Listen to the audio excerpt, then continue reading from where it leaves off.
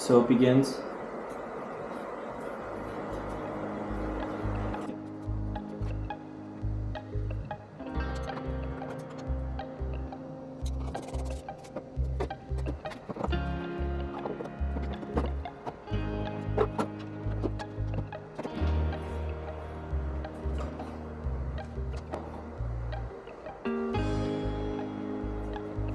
Alright, intake's out. So much more space in these Supras. Next is the exhaust. Heat shield.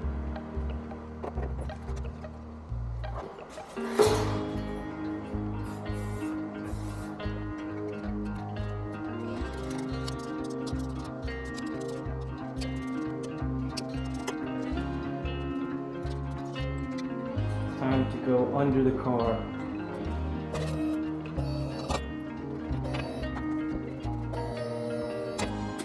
All right, day 2. Headers are out, intake's out.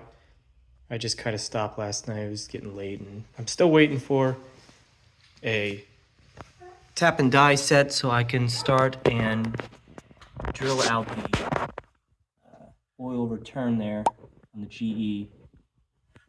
So I should be here tomorrow. I guess I will get started on, the intercooler. I'll throw the intercooler on. Just doing a little fitment check. Pretty good. Turbo should clear distributor the way it's sitting. Should also be able to sit under the throttle body just fine. So I think we're in good shape. We will see.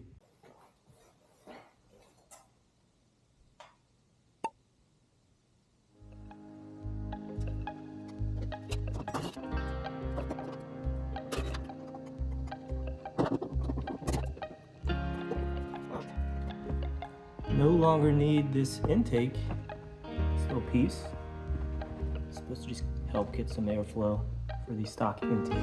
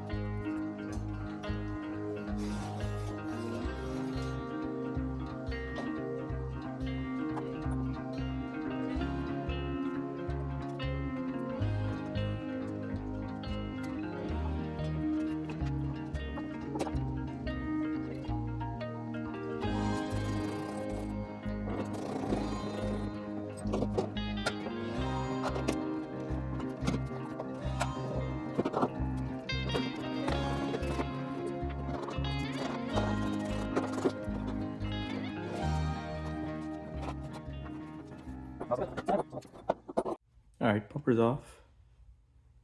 Just got to remove this bumper support. Bumper support is off. All right, trying to figure out how to fab this up. All right, I got it somewhat mocked up using the top bracket here on the frame of the car. Had to remove the coolant overflow, hoping I can remount that somewhere. I think I could put back the bumper support.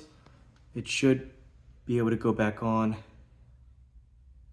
And then we have the bolt, the bracket just going to the frame there. Seems to be okay. I mean, it's just a mock-up right now. I have to tighten everything down, but I will check back soon. All right, got the intercooler on. That thing is secure. I got the bumper support on. Was able to retain the horn. The coolant reservoir, I have to figure out something there. That will not fit. I had to move the hood latch as well, but it seems to be in it's an okay location. Now to put the piping in. So far it's coming along. This wraps all the way around. It goes up by the radiator. This one goes around here, and I guess one of these pipes loops up here. We remove that plastic bracket there and it should fit in. We'll see. It's another angle of it. It's that one. So we'll see. It's the plastic bracket where the intercooler goes, and wow, the fitment. It's very tight, but it looks like it's gonna work. I really scuffed up the pipe because, I mean, you had to really force it to get in there, but it looks like it's gonna mount up. So, I'm pretty impressed. I was not expecting it to work. I thought I was gonna have to fab up something, but so far I think everything is plug and play from CX Racing. So, if you're looking for a kit for a GE and don't want to remove your intake manifold and throttle body, so far this does work. All right, so this kit was definitely designed for the US Supras, non-turboed.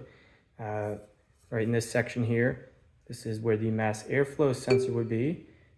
The JDM ones do not use that, so I need to find some sort of an adapter, but overall, I think it went pretty well. This last piece here goes down to the radiator one, the radiator intercooler piping there that will then adapt to your turbo. So I will update you with what I end up doing for this bridge here. All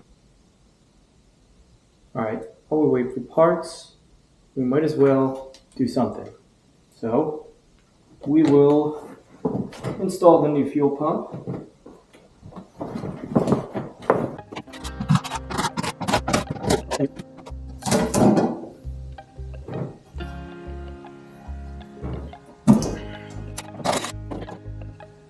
Definitely looks like someone was here before.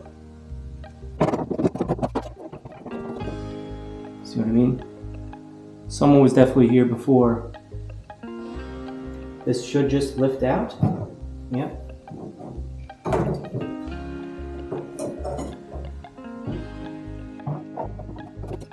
That does not look like a stock fuel pump. Anyways, here's a fuel pump for a 2JZ GE. Just checking for rust. Looks okay.